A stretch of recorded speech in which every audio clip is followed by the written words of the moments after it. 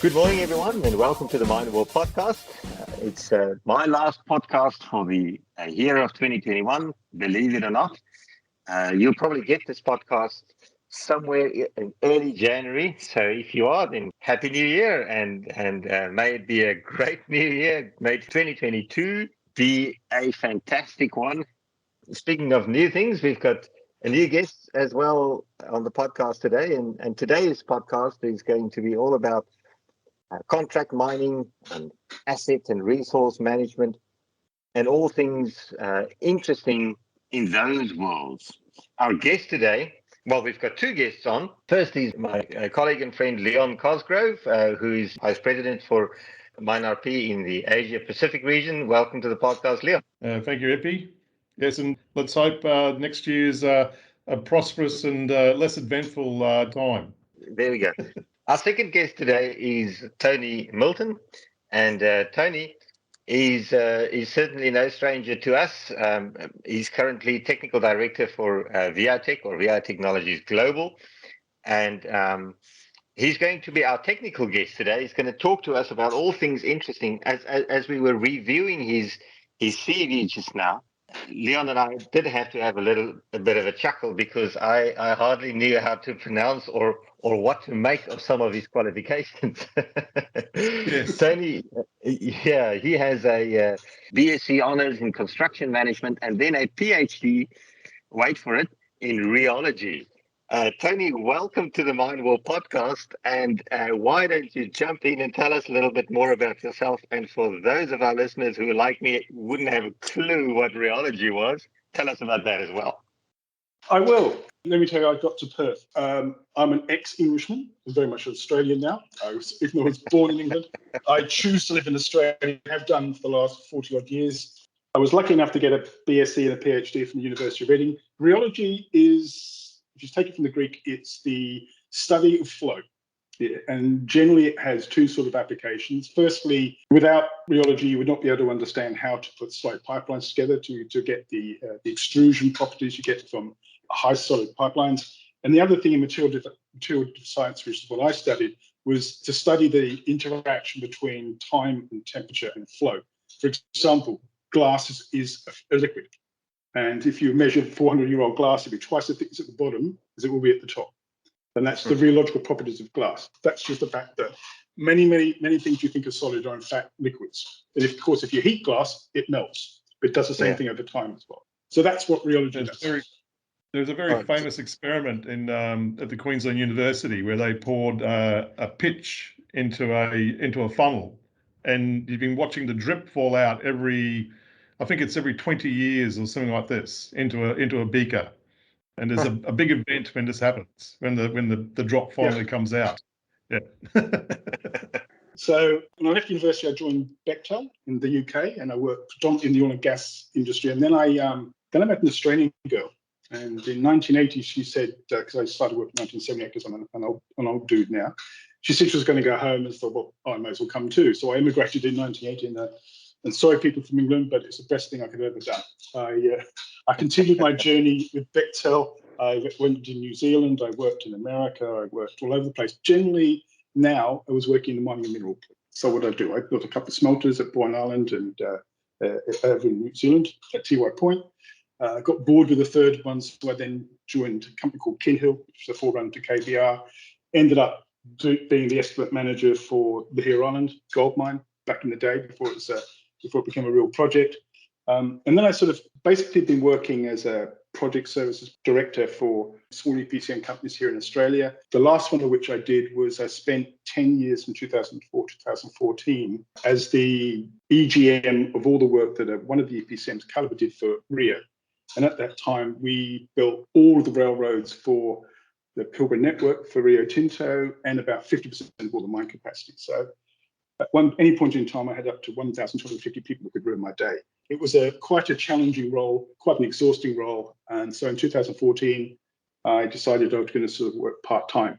And one thing that happens when you work part-time is that firstly, you get to do some very interesting assignments, which I still do for BHP, Rio, South 32, and a few other mining companies here. But it also gave me a chance to actually talk to people. And when you talk to people, you can connect things together, which is basically how my journey with MineRP actually started, because I was introduced over coffee by a gentleman to Kevin Hudson. And Kevin Hudson is a founding director and still is a major shareholder of Flowcentric. And of course, Flowcentric and MineRP are very well connected. It's their software is white labeled into it. So there was the start of a relationship.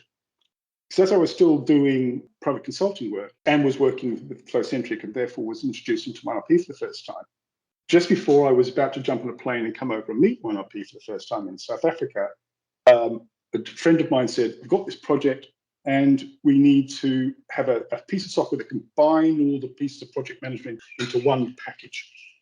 And when I got introduced to MineRP, the first gentleman I met in MineRP was Bruce Macbeth, who, as you would know, is the Senior Vice President of Sales. And I opened up this amazing PowerPoint presentation and said, "Ta-da, can you do this?" And they went, "We'll dumb down our software, Tony, and to do that for you." So that was how my journey with MineRP started, which was basically say, could we use this amazing platform to actually do something outside of mining operations? And I think the answer to that is yes. So that's how it all started. So over the last, oh gosh, I can't remember how many years, it's been a few years now, we have sort of worked alongside and with MineRP, and to the extent now that I'm now involved in 3 companies that are related with MineRP. The first thing is I'm a shareholder in Flowcentric Australia now. I am a director and a shareholder in a company called VI Tech. And we've also formed another company with the predominantly the Flowcentric people called GeoVR, which is a joint venture company between ourselves and a health company, Singular Health, who specialize in AI and machine learning in the health space. What they do is they gather PET scans, CRIs, and whatever, and push it into one 3-dimensional model, which is then used for prediction work, doing 3D modeling. They mold bits of brain casings and all that sort of stuff. And what we've done is to take the same volumetric processing engine, rendering engine, and use it for mining. So that's what GeoVR is. At the moment, in terms of our relationship with MineRP, we have a software license agreement where we are taking MineRP and using it as asset RP, so we can use it in the construction industry for the management of the construction and the operation of assets. We have a memorandum of understanding where we are helping MineRP develop their product in the contract mining space instead of the actual mining houses. And again, with GeoVR, we have signed a technology agreement to see if we can take our GeoVR engine and use it as the volumetric and 3D rendering engine for the MineRP platform. That sounds fantastic. Leon, why don't you also just remind our listeners about your role in MineRP and very briefly how you got into this relationship? Oh, right, yeah. So my role in MineRP is the Vice President for Asia Pacific. Yeah, so I'm based in Brisbane, and yeah, Asia Pacific is a very large territories, as I'm experiencing. So all the way from Russia through to Central Asia, all through India, Middle East. Yeah, that's all I've got, and it's very, very busy, very dynamic, very culturally diverse region, which makes it interesting. But we're getting a lot of traction in those regions as well, and so yeah, here in Australia as well. We're getting a lot of notice in what we're doing. And I think it's going to be a very interesting time for us. I think next year, especially. So how I got to meet the company, through actually Bruce, of all people. He seems to be the connector. There's a common denominator there between you and Tony. That's right. Yes. And so I met Bruce back in 2016 when I was working for an SI called Wipro. And there was an opportunity that came up around a data management opportunity with BHP Coal. So we worked together on that opportunity, framed up the project and approach, and we put our input in there as well from our side. And it was very good collaboration.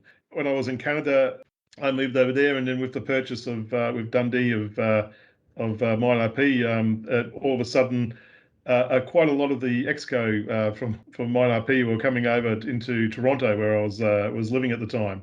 So that's how I got to meet everyone. Peter, yourself, MP, John McGowan, John Rue, all the guys, and then I became the unofficial rugby coordinator for everybody when everybody came over. So there's an expat pub in Toronto called Hemingway's, and so he organised lunches to coincide with the spring tour matches that were on over there. So it was good to meet those guys, and just through that relationship and just talking, it just sort of went along till the time when Peter came and asked me. It was in July in 2019 if I wanted to joined the company as the VP for the region, and it was a very easy decision. So Leon and Tony, we're going to be talking today about, well, I guess let's firstly talk a little bit about asset resource planning or asset RP, which is kind of an offshoot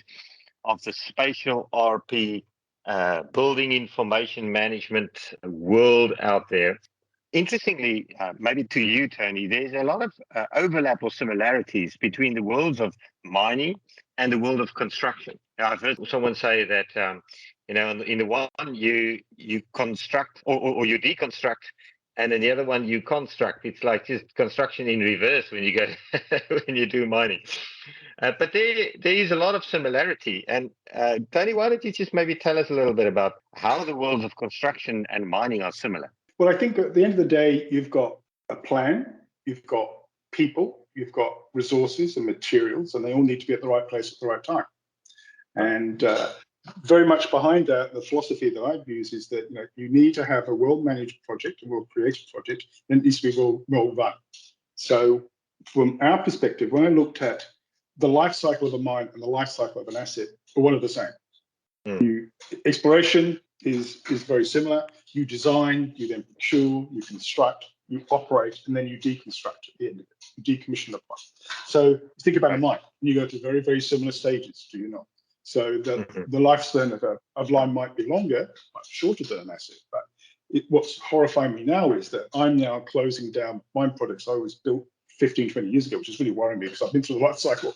And I've just finished doing the closure of Shadow and Eastern Range now, which is one of the first projects we worked on some time ago. Yeah. So I think that's the same thing. So even though the wheel of the planning is not the same, it is very similar. So when we do the designs may be a bigger issue when you're in the construction phase, depending on what you're building, of course, but it all must be well designed. So we can use the BIM power within MineRP to actually integrate the technical side of that. That's to bring the technical data in. But I think that Asset RP goes beyond BIM. Why? Because now we want to bring in all the procurement, expedite, and inspection processes. So you actually know what materials and equipment are arriving when. And where, of course, isn't it? So there's no resource planning without knowing where stuff is and supposed to be going. Correct. And then when it gets to site, these days, we're getting much, much better at actually tracking things to site. We actually know what has actually arrived and where it is on the site, because we now can use RFIDs and other scanning devices to actually know precisely when something arrives on site. So again, that sort of needs to be integrated into a total management system. We talk about having intelligent workers. Well, in Flowcentric, we've already designed and put it into the whole Asset RP package where we've created a supervisor's diary. So all the VOCs of all his people are on his power, on his device. So when he gets to site, he knows that that person is accredited to do the job. He has got the tickets and he can actually do it. So that sort of management of the human capital on the project is also a vital piece of the pie, which is very much similar to geofencing people in a mine site. Well, you can imagine that geofencing in a mine site is also important on a construction site because you've got falling from heights, you've got things not walking under loads, where we've actually demonstrated that we can actually give you a virtual supervisor. What we mean by that is in your digital twin, you could actually see through heat spots where your people are. And if they're glowing red, it means that they're not supposed to be there. They're not certified. They haven't been trained. They're not supposed to be there.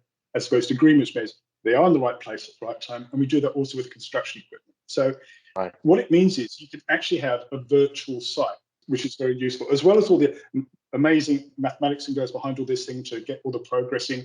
Because the one thing that we've learned from working with MineRP is that instant and constant reporting is where we're going. And the industry's going that way.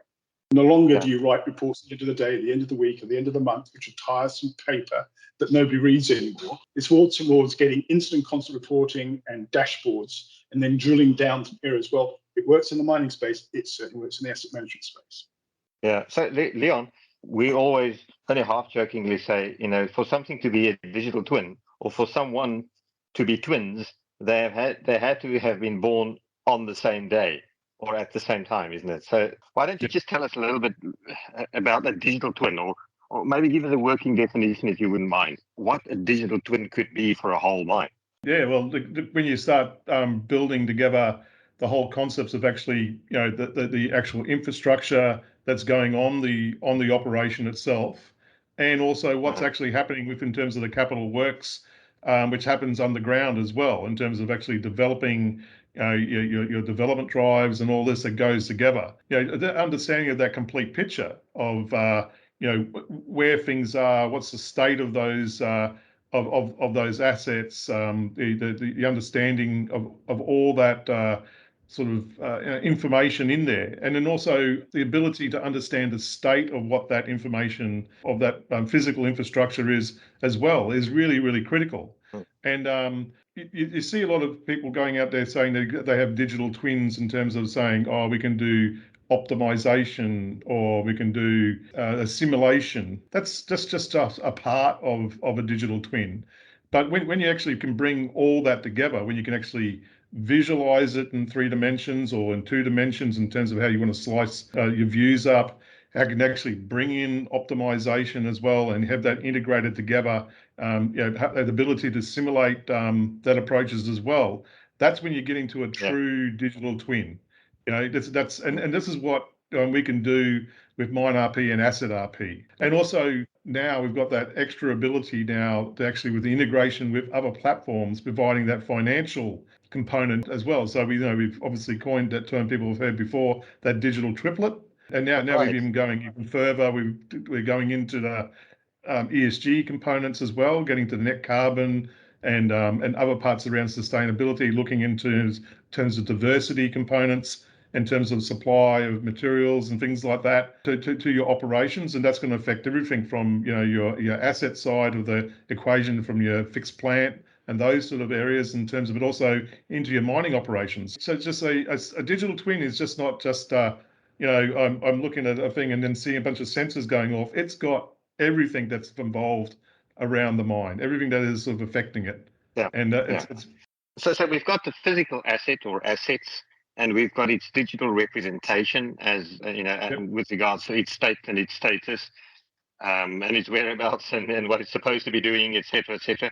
And we've got this financial triplet, which says, okay, where is it in its depreciation life cycle, but also what's the work going to cost that it's doing, and is it doing it effectively, and how about the consumables that it's supposed to be using, as it does its work, etc., etc. So we've got all of these, let's call it the streams and reams of data coming at us, telling us about everything at the same time. Many of us have seen this meme of the dog drinking from the fire hydrant, and it might be enjoying itself, but it's not really getting much done.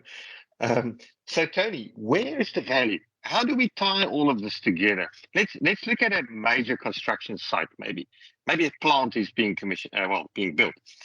How do we tie all of this together to really add value to the company? There's many ways it adds value. I mean, one of the things that kills major projects is documentation. A very good friend of ours, Peter Bagan, who represents us in Indonesia, he worked on some projects in Qatar where the weight of the paperwork they handed over as part of the material development report ended up being 47 container loads of paper. I mean, seriously, and we haven't been able to think about doing anything outside that because the industry hasn't had the bandwidth to do anything other than just follow the road. But these days, clients don't want you to waste time. It's burning hours. They want to see you being productive. Yeah. So by integrating everything, by having one source of the truth for documentation, instead of arguing over everything, there's only one source of data. By integrating all of the elements from designing it, procuring it, delivering it to site, and building it in one data set, means that you can actually now start to get some efficiencies. You actually know where you're going, as opposed to thinking you know where you are. And then the quality of the information that we can give back to the client at the end of the build phase means then that it now smooths very quietly into the asset management phase, so that all the documentation now sits in exactly the right place. You know that you've got, from your digital triplet, quadruplet, whoever it is today, you can actually tap on a drawing and know precisely what happened to that pump, where it was built, where it was bought, what model number it is, when it was last serviced, whatever information you want is in one single place. Now, What BIM will tell you is that they're doing that, but BIM only deals with the technical side. Really, what we can do with S1E, of course, is to include all of the non-technical information and the financial data, the actual financial data, not thought about maybe data. And then, of course, once you actually operate an asset, one of the issues that comes to mind is the fact that shutdowns in major mining plants, particularly here in the west of Australia, routinely the mines will work 13 weeks and have a 2-week shutdown. And they want to move away from that because that eats into your production per year. So what they'll be doing more and more is moving towards running things until they almost break, which means now you need to get lots of sensor data, so that you actually understand what's happening, so condition monitoring information, you're going to check all the oil, so that we're now going to get more technical in the way that projects are going to be managed into the future. So therefore, the volumes of data are going to go up.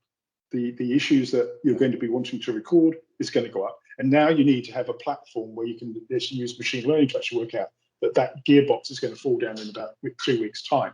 And that's one of the things I saw with MineRP, is that you take out some of the volume, velocity, and variability of data and actually stream it with the MineRP platform, so you can actually make more sensible. So if you like, you're not like King Canute saying, tide, don't stop, but you're actually truing it down so you can actually do some sensible stuff. So that, and as you know more than I do, then the people like IBM with Watts and other people can then actually use that data to start actually doing some of the predictive work much better. So that's what I saw it being. And it's taken a while in the construction industry because the margins are lower. In the construction industry, the margins are lower, but there's a little bit of FOMO, fear of missing out happening now. If they don't do this, they're going to fall behind. And so there's generally, what we're seeing is more activity in actually wanting to move into this digital world, and not just BIM. They actually want to actually understand how this is all happening. To that extent, we got a purchase order last week to integrate all of one of the EPCM's in their engineering progressing data and getting it into P6 and from Primavera P6 back out to the engineering system. So that's the first one of those things we've done. So, and Primavera is the preeminent project management system used globally in the mining industry, construction. So it is, it's owned by Oracle, which is very good. But it's certainly that first job that we've got is the start, we think, of people actually understanding that you can't have people doing things with bits of paper anymore. Leon, Tony has talked to you about all of these sensors and all of these other systems, and our Primavera's in there, and your ERP's in there, certainly from a purchasing perspective and logistics perspective and so on. Surely, we're not suggesting here that people rip out all of those systems and try and replace. So, Leon, what's Asset RP's approach towards integration? No, it's we love all players in there. The whole basis for around MineRP is around the interoperability, about the ability to integrate in. So we realise there's a lot of effort's been put in by companies in terms of like putting in their project management systems, and they've trained all these people up around the processes around these areas. So it's like you come along and say, oh, you're going to replace it with our scheduling tool, and it's going to be saying, well, no, you can't do half the things that I've got here. So it's really what we're saying to them is that we can bring that data into our platform, and we can bring that scheduling information, and then we can actually then start to marry that up with other scheduling information that's important inside that particular frame of work that you're doing. So in terms of like if you're doing activities and work, so say for around construction, there's many types of activities that are going to be occurring. You might have around just pure construction around coming out of the Primavera system, but there might be other activities in terms of like environmental requirements or other things that are coming along, and you need to start bringing that together. Within MineRP, we have this concept what we call master business scheduling. So bringing all of the schedules together, and then you're able to look in terms of bring those schedules together, look at the conflicts that are occurring, and then able to re-optimize that. And we can, we've got abilities to do that re-optimization within the platform, and enable then have a leveled schedule then, which you can then give over then to do proper scheduling and shift scheduling within your business, and then assign the resources to. That's a really critical part of where MineRP and SRP brings to a business, that ability around that master business scheduling component. And also we've got our other systems in there around our work manager tools, which then equally used within the Asset RP space and also within Mine RP as well around that work execution activities that occur on within a building project or construction, and then it's also mining. Two of the many great features of MRP is that I feel is very important. Firstly, it's a transactional database. So it means you've got a full history. You can slide up and down the time scale, and you can actually see things happen when it happened, forward and backwards, which is great. The other thing is, and what's really, really quite neat and quite important, is that you can visualize the schedule. So you can actually, when you're planning the project, actually see it in 3D, building the project to make sure that that sequence is correct. And if you're particularly doing a shut, for example, you can actually make sure that one crew is not working above another crew, which is obviously a safety clash. So it has a lot of applications that make it very practical at every level, forward thinking at the early planning stages, or indeed on the next shift. It's not only about stopping work being assigned to one team in two places, but it's also about using the place, the actual space as the common denominator, and checking that different tasks can actually happen in that place safely and productively, etc. Correct. Yeah, because the last thing to do is to build in a non-safe environment. So with this, you can actually make sure and test that you are being safe by geofencing every activity. Yeah. But let's talk about, you mentioned the global supply chain interruptions, and as we draw this to a close, Tony, what were some of the major impacts that global supply chain interruptions that we've had experienced over the past year introduced? And maybe you can tell us, a little bit about some of the experiences you had. I know that we've talked previously about a supply chain interruption story at BHP. BHP were in the middle of building a fairly major expansion to their portfolio, and when they had something like 3,500 people working on steel in China, and when COVID broke, 3,000 of those people just disappeared, and so there was at least a 10-month pause in the project because they couldn't get work. So that was the immediacy of what happened in 1920. But what we're seeing now is that there is almost a permanent ripple in the supply chains. So where, for example, I'll give you an example. Containers now cost not $5,000 but $15,000 to move across a major ocean. I have recommended to BHP that with the rest of the team I'm working with, that BHP buy their big steel this year for building it in 2024, because it's seen, and every time you speak to any vendors, they will tell you, they will give you a price subject to getting steel. The ships that are going to take a material potentially from here in Perth just up to Port Hedland, it's about a 1,600 kilometre trip. A 20,000 tonne ship last year would have cost you $800,000. Now it's 1.2 million euros. It's just telling you that there's these constraints. There are certain pipes you can't put in the water. There are certain valves that if you want, you have to buy 2 or 3 years in advance. There's been this, so there was if you like, the wave crashed, but it's still ripping to the shore. And this ripple is going to go for, nobody knows, 3, 4, 5 years. So it just means, though, that your planning has to be so much more detailed and done so much earlier these days to ensure that work you want to do in 4 or 5 years' time can still be there to be done if you're working on one of these. So is that going to put a throttle, you think, Tony, on capital projects? I think it will, and I think in my part of the world, it's going to be worse because, of course, we built this fence. So we couldn't have anybody coming in from interstate or even overseas. A lot of people work in our part of the world actually live in other countries and fly in for 4 weeks at a time and fly out again. But you're seeing globally that, yes, it is going to put a stranglehold. If you like, we're predicting here that the sort of lunacy that we went through in the early 2000s is going to be repeated, where you've got to do much more work, much more work, much earlier to actually achieve project outcomes. Gentlemen, we can keep on talking about this for a long time still, but unfortunately we've run out of time, so we shouldn't.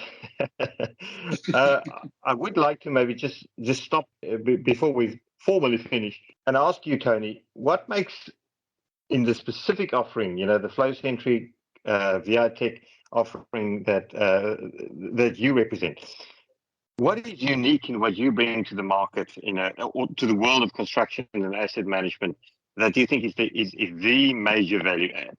Well, I think COVID has actually helped our flow-centric business a lot because it's a business process management platform, it actually enables you to work away from the office and work at home. So one of the clients we're working for has massive mind models, and you can't, when you're working in an office, you can lean over the desk and say, "File's now yours." If you're working from home, you can't do that for two reasons. Firstly, the file can't be on your computer because nobody else can get access to it. So we had to get them up into space, into the SARS environment, and then we developed processes which pushed it from geologist to the mine engineer to whatever it is. We actually automated that process, so they can now safely make sure they've got the process being followed, they've got the right plan, it's in the right place, and therefore they can action the next blast if that's what we've done. And we've done that now for a couple of companies, and so what we bring is a platform that sits across the top of everybody's legacy systems and doesn't interfere with them, connects them together, and then uses formal business processes to actually move that digitizes the flow. Yes, and it escalates issues, and if there are problems, it lets you know there are problems. So that, in effect, isn't that why you put it inside MineRP? It was precisely because of that power. Exactly. Yes. But now, of course, many other people are caught, and as I said, COVID helped us with working away from the office. Gentlemen, thanks so much. We normally end this podcast by asking our guests what's on their bedside table, because we want to get a bit of a look into your psyche and see what's going on and what you're reading and why you're reading. So let's start with you, Leon. I got a couple of things. I got an audio book I'm listening to at the moment. It's a bit of a favourite of mine. I always go back to it. It's called Consolidations of Philosophy, and it's written by a guy called Alan de Botton. And I just really liked how he's just gone across different philosophers around different areas of, let's say, areas of your life that you will come up against. And I always find it a good book to go back to and listen, to read. But also, audiobook is great because you can get to listen to it as well. Find out a really valuable book. And another one I'm reading, which I was sort of showing with you before, the book called "You Can Negotiate Anything and Get Your Way in Every Situation." It's an oldish book, but in there's a very interesting chapter called on negotiating Soviet style and how to deal with that particular type of negotiating tactics. And it's I'm telling you, it's a very good book. But recommend it to anybody actually. Sounds great. Tony, over to you. I spend a lot of my time sitting in front of computer screens crunching numbers these days. So I try and find something completely do when I'm not doing that. And like Leon, I love playing with the new technical Lego sets. So my darling wife has bought me the new D11 dozer set, which ends up being like about 2 foot by 1 foot by 16 inches high, that you remote control from your iPhone. So that's going to be my present to myself and my missus for next year. And what do I read? Anything and everything. At the moment, I'm obviously reading a Lego manual, but I'm reading just the 1,000 page manual. I've got it online on my iPad. Let's make it slightly better, because at least you can pretend to be manly by reading from an iPad. That's right. No, that's awesome, gentlemen. It was a pleasure speaking to you both. As we said in the beginning of this podcast, hopefully 2022 will be fantastic year for the both of you. And thanks a lot for being our guests. Well, no, thank you. Thanks a lot, MP. It's a pleasure. Yeah, it's fun. So much.